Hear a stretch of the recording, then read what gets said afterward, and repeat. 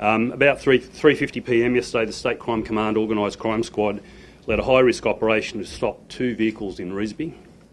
The operation involved New South Wales officers from the New South Wales Tactical Operations Unit, the Covert Services Command, Polair, several State Crime Command squads and other resources. For several weeks now, Strike Force Flodine has been investigating a transnational serious and organised crime network believed to be involved in multiple conspiracies to murder. The operation involved multiple high-risk vehicle stops. From within the first vehicle, a Mitsubishi Outlander, we arrested 2 men aged 18 and 19. We recovered balaclavas and pistols in that vehicle. From within the second vehicle, the Mercedes-Benz, we arrested a 26-year-old man and found 2 jerry cans full of petrol inside the vehicle. Later, we searched a third unoccupied vehicle and recovered a third firearm. Detectives also recovered body-worn cameras, electronic devices and other evidentiary material from both the suspects and the vehicles. Overnight, State Crime Command detectives executed multiple search warrants in southwestern Sydney and recovered further evidence and electronic devices. We will allege in court that the men were en route to attempt to kill a man in the vicinity of a daycare centre in southwestern Sydney.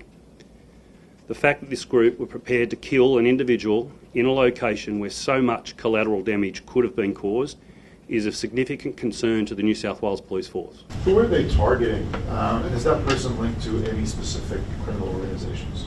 Yes, that person has links to crime, and that person was targeted due to what we think is a breakdown in the transnational organised crime network. We've been looking at and targeting a number of different organised crime networks in relation to the conflict of violence which has been occurring, with a big focus on identifying those involved and stopping them before they occurred. And I think clearly yesterday is a good message and indication that what we're doing is right.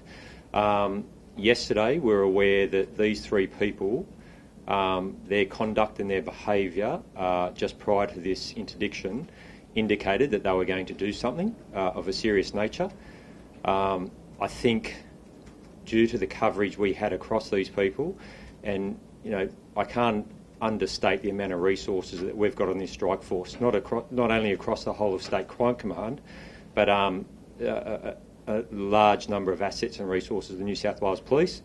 And we were able to not only identify that they were going to do something serious, but we were fortunately in a position to react and stop that from occurring.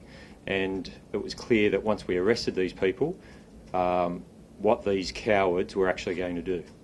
How long were you tracking them before you knew they were going to do this? Like, did you find out they were going to go out and target this person minutes before, hours before, days before? Oh, look, these people aren't the only people we're looking at, and that's a message I want to put out there. These are only 3 people which are a part of an overall crime syndicate that we're looking at around crimes of violence. So were we specifically looking at these people yesterday? Absolutely not. We're looking at a number of people in this strike force. But, as I said, we're fortunate that we've got the resources and the capabilities that we're across all of these people. You mentioned before there was an indication they were about to do something. What was that? Just the activity and the behaviour of these people. It was clear they were driving in the car, stolen car, clone plates. They had balaclavas on.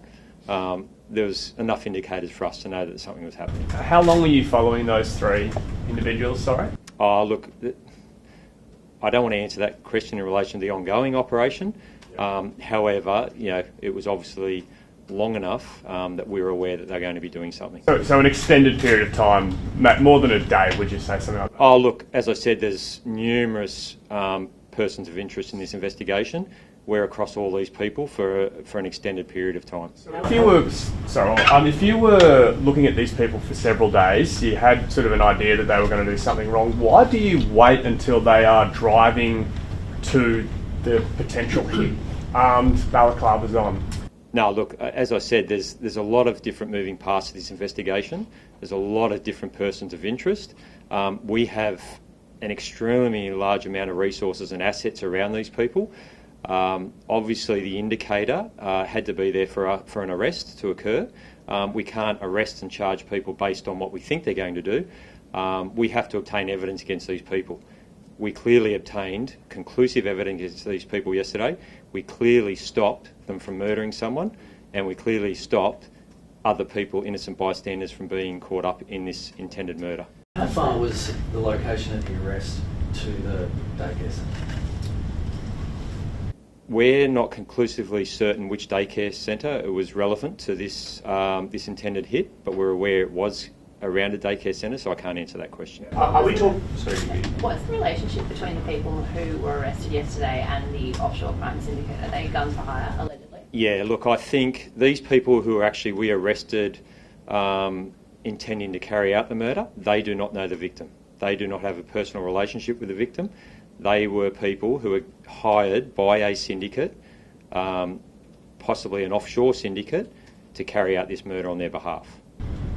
Just following up on that question from the back here, how risky was this tactic for members of the public to be in the firing lines? I know they weren't live shots. There were still shots being fired and these people had guns.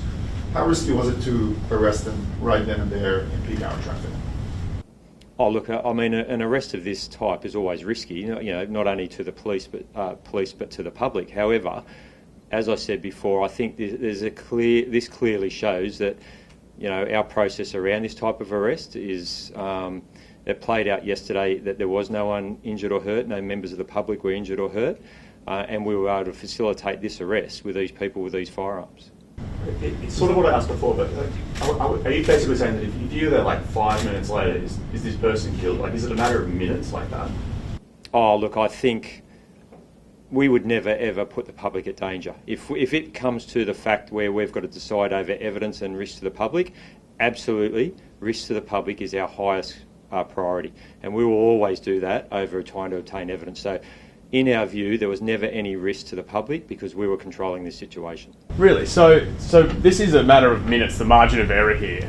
You know, I'm not criticising the work, but if just say you got the wrong car, or just say they sped off, were you guys ready to act regardless of what was going to happen that day? And it just so happened that they were moving into We've been the working on this crime syndicate relentlessly for a number of weeks. We have, as I said, numerous resources, numerous coverage over these people in this syndicate.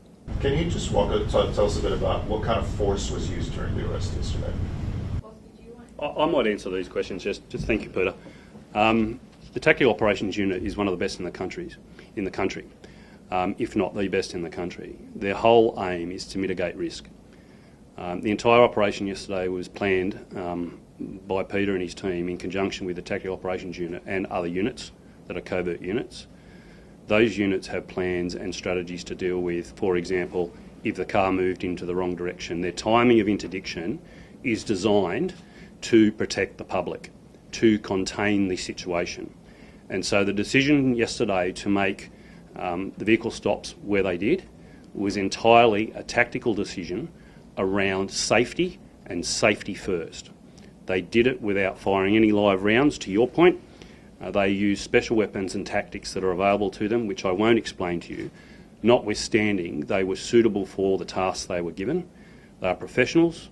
They had support in terms of surveillance and others, and they had contingency planning. Are they non-lethal, these rounds? Because we saw them tear what looks like bullet holes. They were non-lethal rounds. So the weapons that are used by these people are designed for use in certain situations. That minimises the risk to the public, it minimises the risk to the person who may be being arrested, and it ensures the safety of the operatives, the police officers and the others involved. This was a comprehensively thought out and planned operation, and yes, it's a balance of risk and evidence, and we will always fall on the safety of the community, even if we burn evidence. So, does that answer your question? Yeah, it does. Yep. Thank you.